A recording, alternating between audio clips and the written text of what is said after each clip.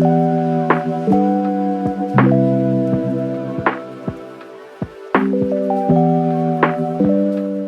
everybody. Welcome back to the second part of this summer video series. I again am your host, Bree Franklin, and this is done in partnership with the City of Gaithersburg's Financial Empowerment Center. So today we're going to be talking about decoding debt, the D word that is taking this country by storm. So just to give you a little bit of background on why this is important, debt is becoming such an issue for people in their finances because it is taking away money that they've worked so hard to earn by putting them on the hook for interest and these very predatory loan accounts in some cases. So we're going to get into the nitty-gritty of what that can look like for someone of your age and how you can steer clear of those traps.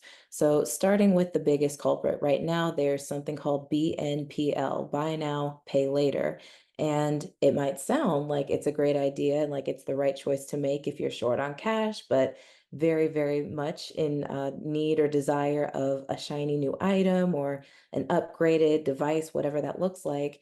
And this is where it gets very, very tricky for especially young people, teenagers to be exact, because they're not realizing that even if you're splitting the purchase up into 4 easy payments as it's advertised, that can quickly catch up and come back to bite you if you are not careful. So my advice personally is to do everything you can to avoid taking that as an option when you're shopping online.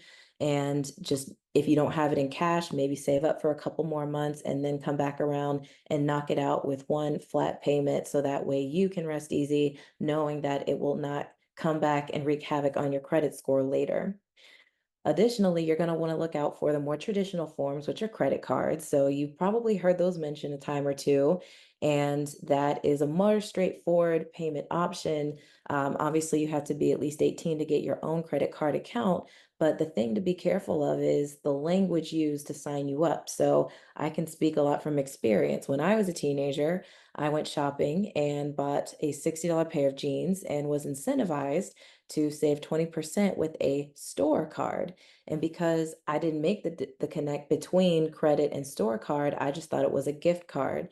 And then turned out that I actually had signed up for a credit card because I was just unaware of what I was getting myself into.